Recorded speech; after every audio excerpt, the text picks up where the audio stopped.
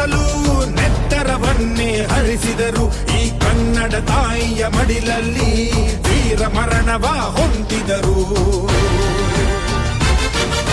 ನೆಲ ಜಲ ರಕ್ಷಣೆ ಕಾಯಕತೆ ಹಗಲಿರುಳೆನ್ನದೆ ಶ್ರಮಿಸಿದರು. ಲಾಠಿ ಬೂಟಿನ ಒದೆ ತಿಂದು ಶತ್ರುಗಳೆದೆಯ ಮೆಟ್ಟಿದರು.